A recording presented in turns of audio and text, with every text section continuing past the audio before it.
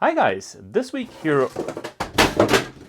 aboard Athena is going to be a little bit of a struggle. Not because of my general untidiness or the mess here inside of the boat, but because it's proving very difficult to get materials and doohickeys to actually show up.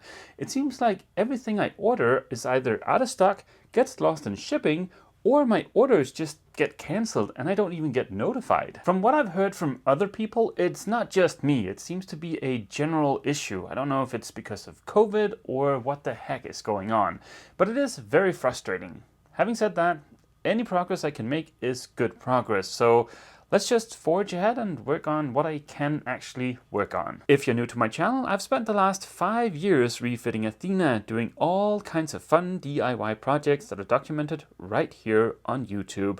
Like for instance, making a mold out of the old rudder to build a new rudder using vacuum infusion, rebuilding the entire deck, a very extensive osmosis treatment, and painting the top sides, just to name a few.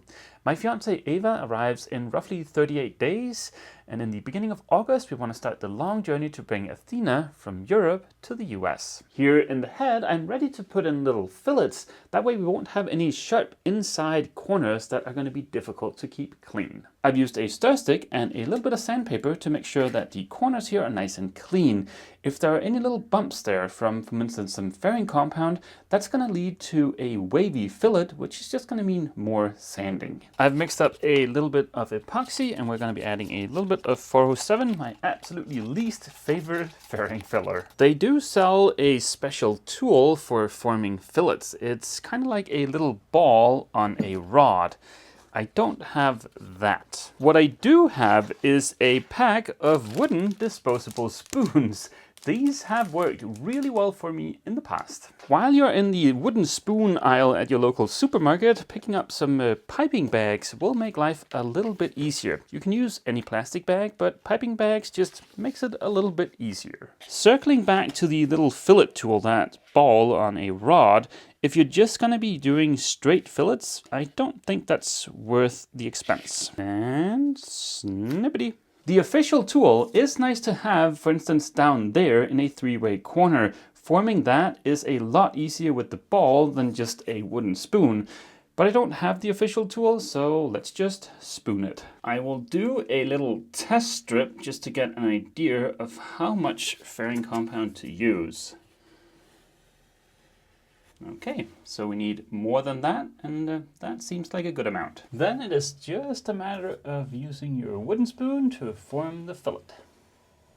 This is looking pretty good so far. There is still the cleanup left. As you can see, the spoon kind of leaves a line. Everything on the outside of that line just needs to be removed. Not only does the fillet mean that the head will be easier to keep clean, it also hides any little gaps in here, so it'll make the end result look a lot nicer. The cleanup is done, so now we just wait for the epoxy to cure. Fillets are awesome, especially for DIY stuff aboard boats, because you can hide little imperfections, you can have a nice appearance, and you can also glue together stuff that way. So they're useful in many, many ways. But while we're waiting for that epoxy to cure, let's go ahead and grab some measurements from this piece of trim. Prior to the somewhat extensive reshuffling of Athena's interior, there used to be a bulkhead right here splitting this port light in two, and that's why this trim just kind of ends very abruptly right there. I've got a nice piece of mahogany up at the workshop that I'm hoping I can replace this with. But yeah, this is nice and square. There are 2 rounded corners here, but other than that, it should be smooth sailing. So 5 centimeters and about 10 millimeters thick. After a quick pit stop at the workshop to use Mr. Thickness Planer and Mr. Table Saw, I now have a piece of wood. I think, or at least I hope, it'll be a good replacement for the old one. I don't believe the old one is screwed in place. I believe it's only held in place by a few screws. So hopefully it'll be easy to remove. And if I can remove it in one piece, then I might be able to reuse it on the starboard side of the saloon. And voila! For roundover bits, I've got 2 options. I've got the big one and the small one. Definitely looks like the small one is the winner.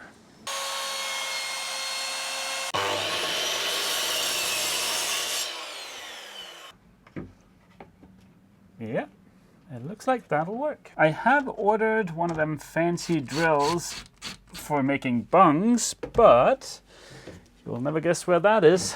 Yep, back ordered.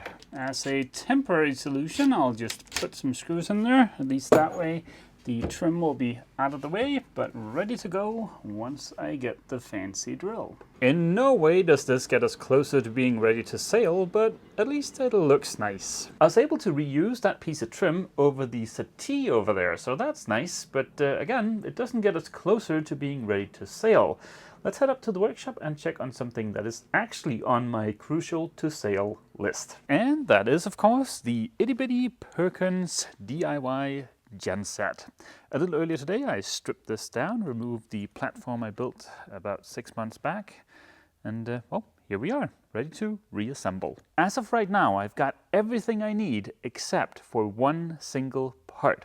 Now that part is supposed to arrive next week, but I mean, who the heck knows? But that's okay, we can still go ahead and make a little bit of progress and mount the flywheel housing, the flywheel, the little spacer here, we'll get back to this guy, the bow coupling, and potentially get this bad boy bolted on there, but I'm getting a little bit ahead of myself. This is where the flywheel housing is going to bolt onto, but before we do that, it would be nice to just replace this seal. My mysterious chief engineer has instructed me to use just a tiny dab of liquid gasket where the seal is going to seat. I will give the seal a little dab of engine oil, and then just a little bit more of this liquid gasket stuff. This is all according to an almost ancient workshop manual for the Perkins 102. Now let's see if we can get the flywheel housing smushed onto here. This is going to be a tight fit. This is so exciting. I can hardly wait to get the flywheel on here and get the spacer on here and check the alignment. That is going to be a lot of fun. There is one challenge in regards to the flywheel housing, and that's the fact that it needs to be torqued to 75 Newton meters, but my torque wrench only goes to 60. My little wooden friend here should keep the flywheel from rotating.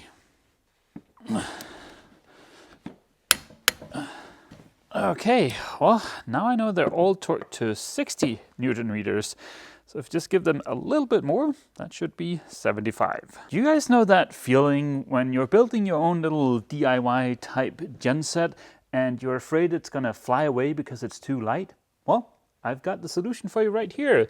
This is the king of all spacers, trademark pending. He weighs in at a little over 5 kilograms or 11 pounds, and he's got a nougaty center of goodness made out of Delrin. The purpose of the Delrin center is to keep the shaft on the alternator from sliding too far out and accidentally turning this into an 8 horsepower water-cooled vibrator. Let's add Mr. Bovex to the mix and get this guy bolted in place. Now let's see if we're going to end this day on a high note or a crippling failure. I am a little bit nervous to see how this is going to play out.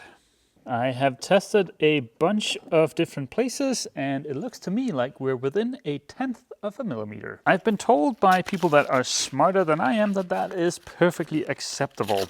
Now I only just snugged up the bolts. Now I'm going to add a little bit of Loctite, tighten everything down, and then we'll just check again to make absolutely sure. Why don't we go for broke and see if we can get the alternator smushed on there. That is going to require a hand from the cement wood people. I don't know if they've gone to bed yet, but let's find out. Er der noget, der ligger i vejen nede i bunden? My, that is a mighty sexy looking genset if I do say so myself. And the spacer way in there is a perfect fit. I am super excited. We're very, very close to being able to fire this guy up. But yeah, I still need that last part, so we're gonna have to wait until next week. The next morning, I headed back up to the workshop. I figured I might be able to reuse parts of the old frame for the new engine mount. After a bit of oh glorious angle grinding and a couple of new holes, Mr. Jenny got his first 2 new legs. Easy peasy. With the orientation of the genset aboard Athena, it would be better if the exhaust faced in the opposite direction. It was a little bit of a struggle to remove the old one, but in the end, it worked out. To liberate the last couple of new engine supports from the old frame, I busted out Mr. Plasma Cutter. They were located in such a way that it would be incredibly annoying to cut out with an angle grinder. I needed to extend the second set of engine mounts by a few centimeters. These are going to get mounted on the flywheel housing, and the hole pattern there is a little bit different. On the advice of my chief engineer, I added a fifth leg to be able to play around with how the genset is best supported or mounted. That'll be a fun exercise for later. I also made a little bracket for the raw water pump. Hopefully we'll get to use this little guy next week. After having chopped the old exhaust elbow in half, Martin suggested that we might as well make a new one out of stainless steel from some of the leftovers from the arch. It's going to be housing an unholy mixture of hot salt water and exhaust gases, so we went the extra mile and back purged to make sure we don't get any corrosion issues. Finally, I passivated the welds on the new exhaust elbow, and bam! She looks pretty dang spiffy, if I do say so myself. The taper lock that I'm going to use to attach the water pump to the engine is stuck somewhere in Germany. It's an uncommon size, so I had to order it from the UK, and well, now we have shipping difficulties. But it should get here next week. I've been uploading videos to YouTube for almost 8 years now, and as a result of that, I have developed a little bit of a spidery sense, and that sense is tingling right now. I am picturing somebody out there writing 2 comments. The first one is, why would you bother going through all of the trouble of building a genset yourself? You should just have bought one off the shelf. And the second one is, oh my god, you're killing the planet by burning diesel to make electricity. You must only rely on solar and wind. To buy a genset that's comparable to what I'm building up at the workshop would be around $10,000 US. But by going the DIY route, I'm paying less than $3,000. And best of all, when the thing breaks and it's up to me to fix it, I'll be very qualified. In response to the second question, yes, renewable energy is awesome, but there's no way we can cram in enough of it here aboard Athena to cover our daily energy needs if we turn the creature comfort knob all the way to 11, meaning if we run the dryer, the washer, the water maker, the freezer, the dive compressor, all of that stuff. There's just not enough surface area to generate enough energy from solar or wind to cover all of that. We're gonna end up having between 800 and 1,000 watts worth of solar, which is a lot for a 38-foot monohull, but even at the equator, that is not gonna cover half of what we need if we turn that creature comfort knob to 11.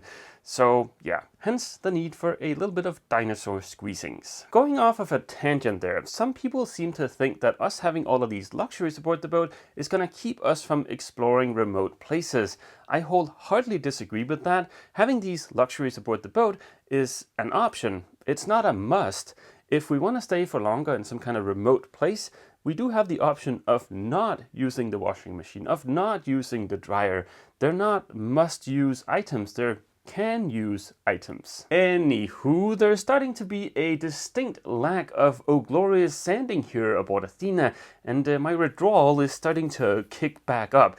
So I better go see if I can find something large and awkwardly shaped to get in some oh glorious sanding. Martin is helping me with a bunch of stuff like the arch, the pulpit, and they desperately need to get the cement boat faired and paint it so they can get it back in the water. I believe the expression is, it's time to pay the piper. In return for Martin helping me with all of that stuff, I'm going to help them with fairing and painting their boat. We're not using the flexible boards from FlexiSander because the hull is far too uneven. It would require an obscene amount of fairing compound.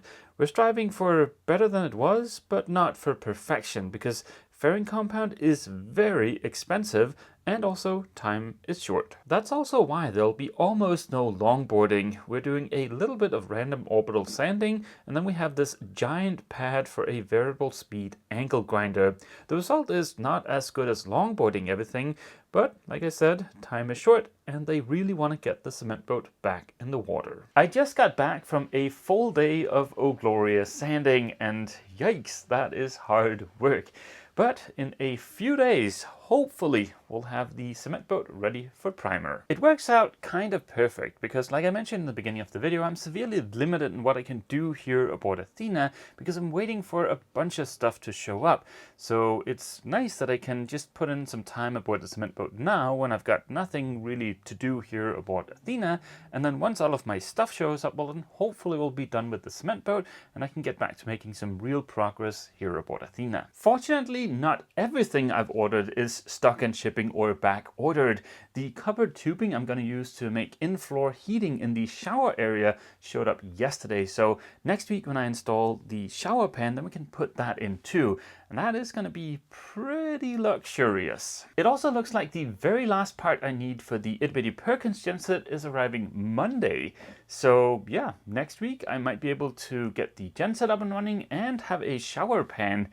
Woo, living life to the max. It does not look like the stanchions, the shower pump, the latches for the waterproof hatch, the control for the windlass, or any of the mountain of other stuff I'm waiting for is actually going to show up next week. But yeah, we'll just keep plugging away and make as much progress as I can. I know this video is a little bit short, but there's just not a lot of other stuff that I feel like showing you. You might have spotted that there was some epoxy here on the table. That's because I've taken care of a little bit of work in the technical compartment to prep for the installation of the genset.